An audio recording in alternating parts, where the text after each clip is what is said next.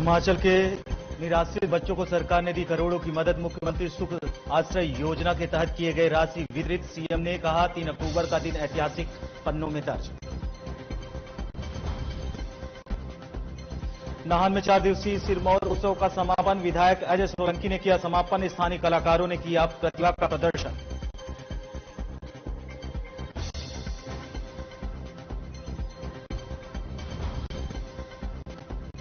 शिमला में नियमितीकरण की मांग कर रहे एसएमसी अध्यापक। भारी संख्या में मुख्यमंत्री से मिलने सचिवालय पहुंचे अध्यापक। मांगे पूरी नहीं होने पर आंदोलन की चेतावनी दी।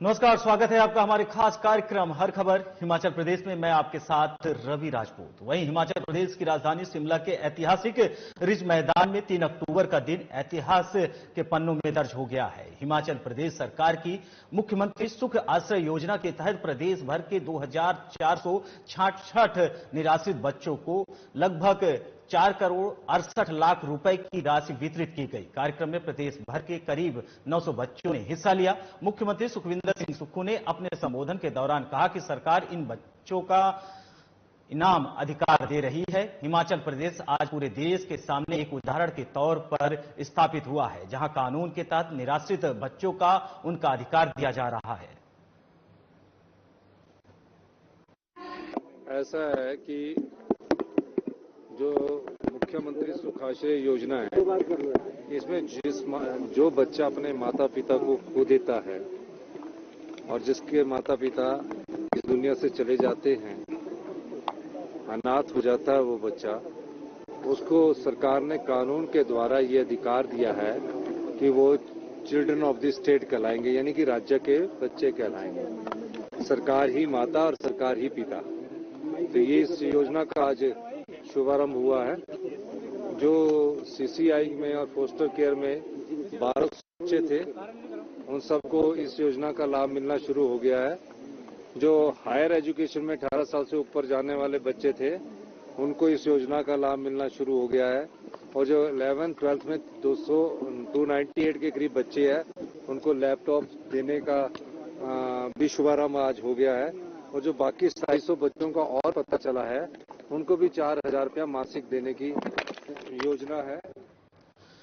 वहीं हिमाचल प्रदेश के मुख्यमंत्री सुखविंदर सिंह सुक्खू ने पूर्व बीजेपी सरकार पर निशाना साधा है। उन्होंने कहा कि पूर्व बीजेपी सरकार के दौरान हिमाचल प्रदेश का बेड़ा गर्क हुआ है। इसके अलावा बीजेपी ने व्यवस्था का भी सियापा पीट दिया है। आगे उन्होंने ये भी कहा कि बीजेपी सरकार के दौरान हिमाचल प्रदेश में अव्यवस्था का माहौल रहा। उन्होंने कहा कि हमीरपुर स्थित कर्मचारी चयन आयोग भर्तियों में जो धांधली हुई, इन मामलों में 65 आरोपियों को गिरफ्तार किया जा चुका है और कांग्रेस की सरकार इसकी हर एंगल की जांच कर रही है। मुख्यमंत्री ने कहा कि प्रदेश में नई भर्तियों के लिए राज्य चयन आयोग का गठन हो चुका है।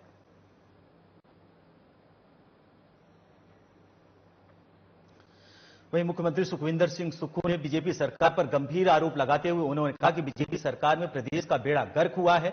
वहीं अपनी सरकार की शाबाशी पीटते हुए उन्होंने कहा कि हिमाचल प्रदेश की मौजूदा सरकार युवाओं के साथ खड़ी है, युवाओं को रोजगार देने के लिए लगातार अग्रसर है। वहीं पूर्व बीजेपी सरकार पर उन्होंने गंभीर आरोप लगाए कि भारतीय जनता पार्टी सिर्फ और सिर्फ प्रदेश में सियासत के नाम पर राजनीति की है। इसके अलावा प्रदेश में किसी भी स्तर पर विकास संभव नहीं हुआ। हिमाचल प्रदेश के मुख्यमंत्री सुखविंदर सिंह सुक्खू पत्रकारों को जवाब देते हुए पूर्व बीजेपी सरकार पर कई गंभीर आरोप लगाए। उन्होंने कहा कि शिक्षा के क्षेत्र में भी बीजेपी ने बेहतर काम नहीं किए हैं।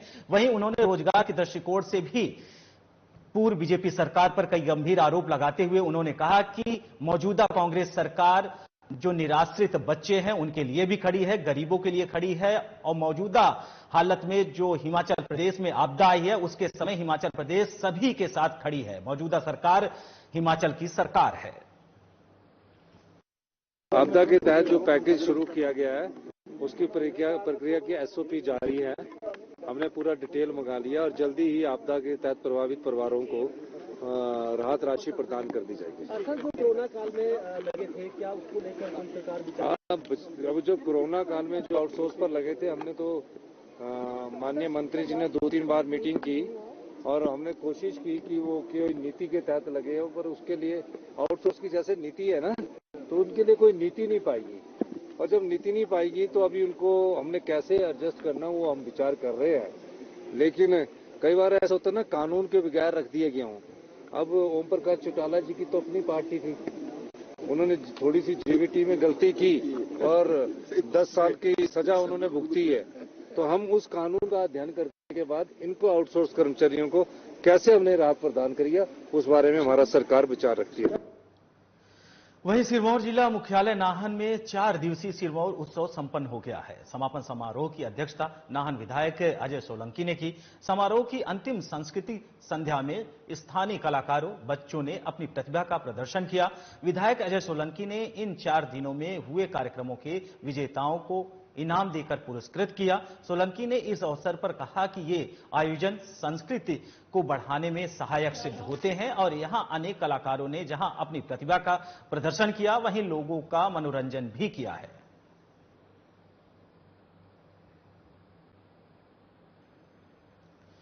वहीं आपको बता दें कि विधायक अजय सोलंकी ने सांस्कृतिक कार्यक्रम का उद्देश्य उन्होंने बताया कि स्थानीय बच्चों ने अपना कलाकार दिखाया। वहीं सांस्कृतिक प्रोग्राम को उन्होंने बताया कि आने वाले कल में इस संस्कृति के जरिए हिमाचल की संस्कृति विकसित होगी। विधायक अजय सोलंकी मुख्य अतिथि के रूप में इस कार्यक्रम में शिरकत किए। वहीं 4 दिनों तक ये पूरा उत्सव चला, जिसमें स्थानीय लोगों के साथ स्थानीय सामाजिक संगठनों और जनप्रतिनिधियों ने पूरी तरीके से भागीदारी ली। वहीं आपको बता दें कि कल दूर दूर से आए कलाकारों ने अपनी प्रतिभा का प्रदर्शन किया। वहीं स्थानीय कलाकारों ने हिमाचल की संस्कृति को पूरे देश में फैलाने के लिए तमाम तरीके से अलग अलग तरीके से अपने नृत्य प्रस्तुत किए। वहीं स्थानीय कलाकारों ने प्रतिभा का प्रयोजन किया। वहीं आपको बता दें कि विधायक अजय सोलंकी ने बच्चों को पुरस्कृत भी किए, उन्हें सम्मान भी दिया गया। तो इस अवसर पर लाखों की तादाद में लोग इकट्ठा हुए। प्रोग्राम का आयोजन कर रहे हैं, लेकिन इसके अलावा भी ये लोग कई सामाजिक जो कार्य हैं उनमें बढ़ चढ़ के भाग लेते हैं और समाज को जो संदेश देने होते हैं उसमें भी बढ़ चढ़ के भाग लेते हैं, ताकि सामाजिक कार्यों में जो इनका योगदान है वो भी भूलने योग्य नहीं। तो मैं इनको आपके माध्यम से बधाई देना चाहूँगा। वहीं हिमाचल प्रदेश में पर्यटन गतिविधियों को बढ़ावा देने के लिए अब अमृतसर से भुंतर हवाई अड्डा के लिए हवाई सेवा शुरू हो गई है। ऐसे में अब घाटी के पर्यटन कारोबारी ने केंद्र सरकार से मांग रखी है कि यह हवाई सेवा चंडीगढ़ के लिए भी शुरू की जानी चाहिए, ताकि चंडीगढ़ से लोग आसानी से कुल्लू पहुंच सके।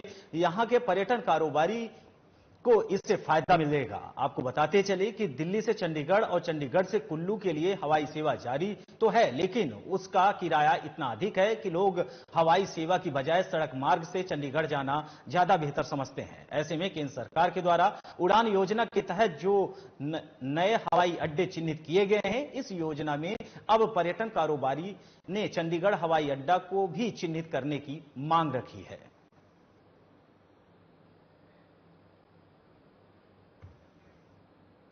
वहीं आपको बता दें कि कुल्लू से अब हवाई सेवा शुरू हो चुकी है। वहीं स्थानीय लोगों ने मांग की है कि चंडीगढ़ से भी कुल्लू के लिए हवाई सेवा शुरू हो जाए।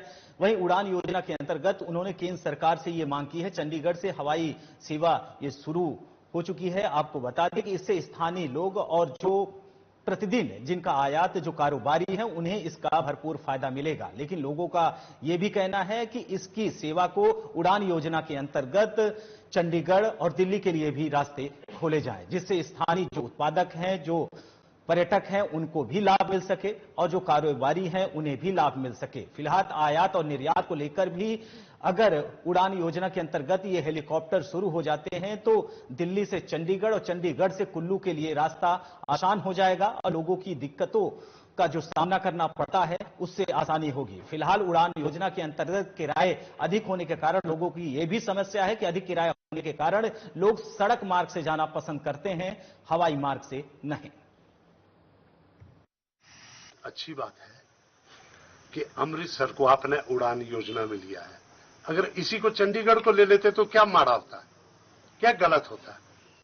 अगर उड़ान योजना में कोई डेस्टिनेशन लेना था तो चंडीगढ़ लेना था, अमृतसर कौन? अमृतसर ठीक है, बहुत अच्छी बात है, अमृतसर एक जोड़ा गया, अच्छी बात है, लेकिन मुख्य तौर पे तो चंडीगढ़ को जोड़ा जाना चाहिए था। आज यहां से चंडीगढ़ का किराया 18,000 रुपए, 20,000 रुपए निकल रहा है। वहीं खबर शिमला से है, जहां नियमितीकरण की मांग को लेकर सैकड़ों की संख्या में एसएमसी अध्यापक शिमला सचिवालय मुख्यालय से मिलने पहुंचे। वहीं एसएमसी अध्यापकों का कहना है कि सितंबर महीने तक का उनको सरकार की तरफ से नियमित करने का आश्वासन मिला था, लेकिन अक्टूबर महीना शुरू होने पर भी सरकार ने इस दिशा में कोई कदम नहीं उठाया है। इसलिए एक बार फिर से मुख्यमंत्री से मिलने पहुंचे हैं और अगर सरकार की तरफ से कोई ठोस कदम नहीं उठाया जाता तो वे अनशन पर बैठने के लिए मजबूर हो जाएंगे।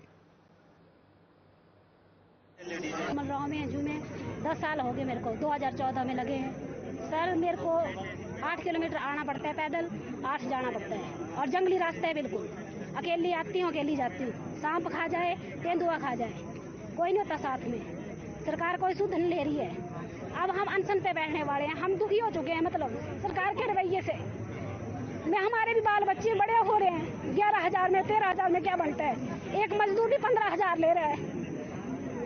तो सरकार के हमारी हालत तो मजदूर से भी बदतर है सरकार ने की हुई। देखिए, हमें पूरा विश्वास है माननीय मुख्यमंत्री जी हमें निराश करके घर वापस नहीं भेजेंगे। वह जो है हमारी मांग को जरूर सुनेंगे और प्रमुखता के साथ जो हमारी डिमांड है उसको पूरा करने का आश्वासन हमें देंगे। इस उद्देश्य से आज इतना पूरे सचिवालय परिसर में मेरे एसएमसी के अध्यापक साथी आए हैं। हम उम्मीद करते हैं कि माननीय मुख्यमंत्री जी आज हमें कुछ न कुछ आश्वस्त करके ही जाएंगे।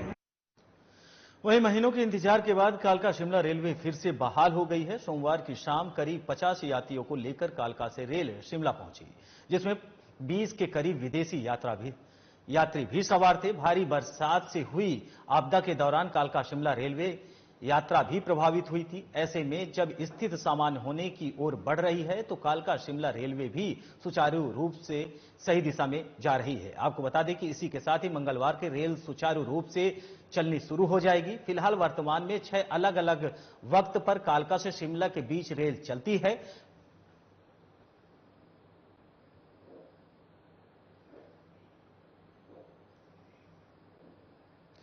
बढ़ते हैं अगली खबर की ओर, जहां धर्मशाला में वनडे वर्ल्ड क्रिकेट मैच में आने वाले खिलाड़ियों की सुरक्षा को लेकर पुलिस प्रशासन पूरी तरीके से सतर्क है। पुलिस जवानों को जिम्मेदारियां सौंप दी गई हैं। वहीं कांगड़ा जिला के एएसपी हितेश लखनपाल ने कांगड़ा एयरपोर्ट से धर्मशाला तक तैनात होने वाले तकरीबन 150 पुलिस कर्मचारियों को सुरक्षा और अन्य व्यवस्थाओं की किसी भी प्रकार की कोई कोताही न बरती जाए, आदेश उन्होंने जारी किया है। वहीं इस बारे में जानकारी देते हुए जिला कांगड़ा के एएसपी हितेश लखनपाल ने बताया है कि स्टेडियम के बाहर भी सुरक्षा कर्मियों को तैनात कर दिया जाएगा और किसी भी व्यक्ति का स्टेडियम में जाने से पहले उसकी पूर्ण रूप से जांच की जाएगी।